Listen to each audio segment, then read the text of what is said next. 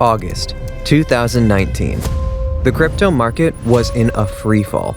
Within 5 days, Bitcoin plummeted from $11,000 to $9,000. But this time, it was not just a crash. There was a pattern. Roughly 50,000 Bitcoin were being dumped in controlled waves through major Chinese exchanges like Huobi and OKX. The trail was finally traced back to a Chinese crypto app called PlusToken. The app was executing the largest, most calculated sell-off in history, and no one could understand why. Then, buried deep within a blockchain's transactions, investigators uncovered a chilling message in plain Chinese. We've run away.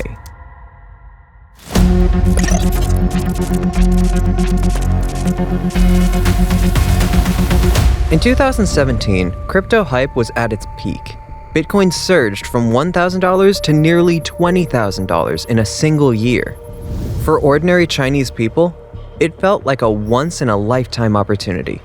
They poured in their investments as new tokens appeared every day, and ICOs raised millions within minutes. While the public saw this as an opportunity, the Chinese government saw a sector with no oversight and real risks building beneath the surface. But instead of regulating the system, they pulled the plug entirely. ICOs were banned instantly, domestic exchanges were shut down, and banks and payment companies were told to cut all ties to crypto. The entire crypto pipeline in China went dark overnight. As crypto exchanges rushed offshore, a void opened up, and one young entrepreneur saw it and stepped straight into it. His name was Leo, a former Google AlphaGo algorithm researcher. Since peer-to-peer crypto trading was still legal in China, Leo introduced a crypto wallet system integrated with an AI-driven trading engine. He called it PlusToken Wallet. The idea was simple. The crypto coins stored in the wallet were automatically traded across global exchanges using high-frequency trading strategies. As prices constantly fluctuated, the AI bought crypto at low prices and sold at higher prices. With a promised 10% monthly return and 10 layers of crypto security, PlusToken felt like a lifeline for Chinese people who were locked out of the crypto boom.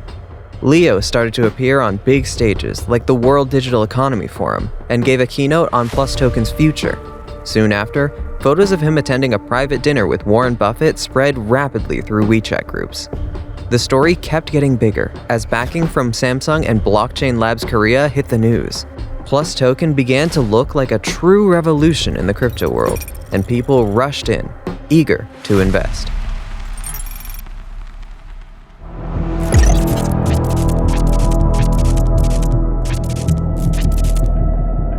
PlusToken took off fast, pulling in millions within months. But it wasn't the technology alone that drew people in. It was the payout formula. Beyond the trading returns, users were ranked into 5 levels based on how much they invested and how many people they recruited. Ordinary member, large investor, influencer, master, and creator. Participants were promised 10 to 30% of the initial investment from people they recruited directly, with an additional 10% flowing up from recruits as deep as the 10th level.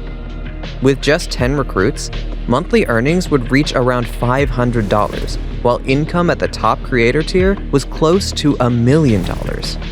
The strategy made the PlusToken investors into its sales force. People pulled in relatives, friends, co-workers, and anyone they trusted. Once inside, profits appeared every day without interruption. Screenshots of growing balances flooded WeChat groups. PlusToken's success stories were everywhere. Influencers bragged about the power of the AI arbitrage, and people believed it deeply. For them, it was simple. They were making money, and profits appeared every single day. Within just 3 months of launch, PlusToken crossed 1 million users and absorbed nearly 5 billion yuan. But as time passed, things began to slow down, and the money that once felt real slowly turned into nothing more than a number on a screen.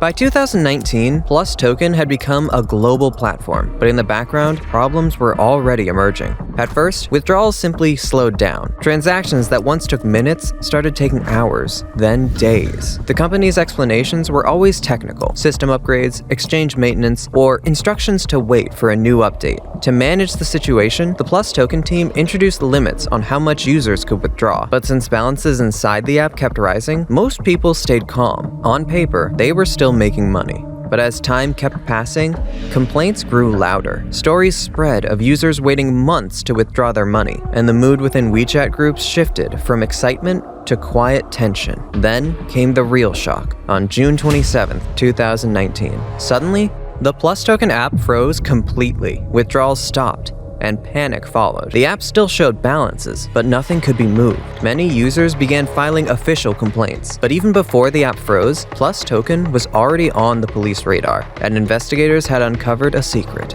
Leo, the man presented as PlusToken's co-founder, was not a Google researcher at all. He was a foreign exchange student from Russia who studied at a university in Changsha. His entire identity was fabricated.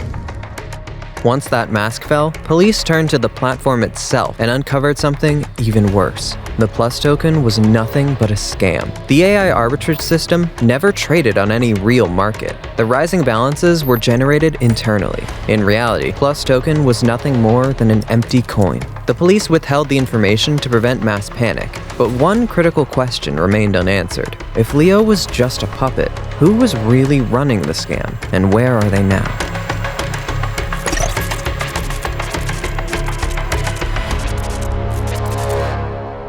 PlusToken was a carefully structured scam from the start. The mastermind behind it was Chen Zihan, aka Chen Bo. Armed only with a high school education, Chen started his career in China's MLM world. He earned the nickname Beidou, the Big Dipper, for his skill at designing and running pyramid schemes. In 2018, Chen Bo recruited Lao Ding, a blockchain expert, and Lao Peng, a convicted MLM promoter, to build the fake AI arbitrage system. Once the framework was in place, Chen needed someone who understood scale and marketing. That role went to Lu Molong, a P2P sales and advertising specialist. The PlusToken team approached him with a simple question: could he make this project explode? And he did.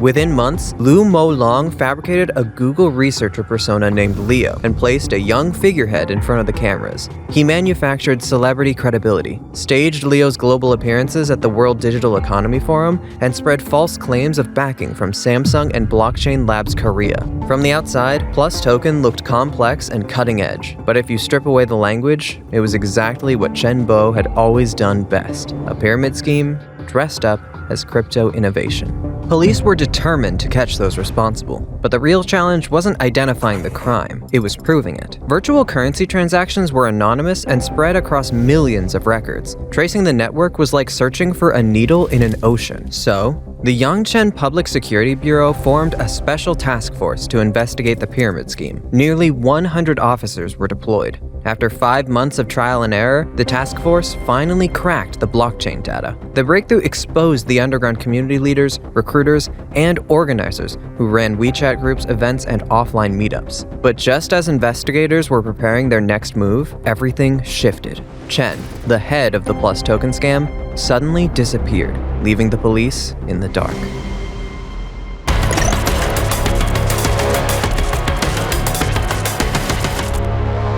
Even after PlusToken froze withdrawals, many users still believed the system would come back online and that they would get their money back. They had invested too much to believe it was over.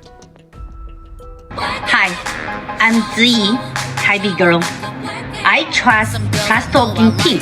I believe PlusToken will come back. PlusToken #1. Come on. Then a comment appeared in the remarks field of a blockchain transfer address. We've run away. Only then did many participants finally accept the truth. With evidence piling up, the Ministry of Public Security finally issued arrest orders. A nationwide operation followed, arresting 108 suspects inside China. Most of them, core promoters and operators who kept the PlusToken machine running. But the key figures were still missing and were actively laundering money across exchanges. They used masking techniques and tumblers to hide the flows, but the volume was so large, it triggered the authorities. As investigators followed the trail, they finally tracked the location. It was Vanuatu, a small island nation in the South Pacific. To the scammers, Vanuatu felt safe as it was far from Beijing. But in June 2019, Chinese investigators quietly coordinated with local police and arrested 6 core members, including Chen Bo. The PlusToken network was finally shut down. Chen Bo was sentenced to 11 years in prison and fined 6 million yuan for organizing the scam, while 13 key accomplices received 2 to 9 years. With more than 2 million users across over 100 countries affected, the arrests and convictions brought a sense of closure for these victims. But they received little to nothing in restitution. While authorities did seize some cryptocurrency and cash, most of the funds were already laundered during the exit scam. Moreover, Chinese law classified the victims as participants in an illegal pyramid scheme rather than traditional investors, which further limited any recovery. At its peak, PlusToken pulled in an estimated $6 billion USD, making it one of the largest crypto frauds ever uncovered. Since then, China intensified its cryptocurrency crackdown and, by September 2021, declared all crypto trading and mining activities illegal. The bans sharply reduced large-scale domestic schemes across the country. However, underground trading through VPNs and overseas platforms still persists. The era of mass-market crypto scams in China has ended, but in the shadows, the game never truly ended.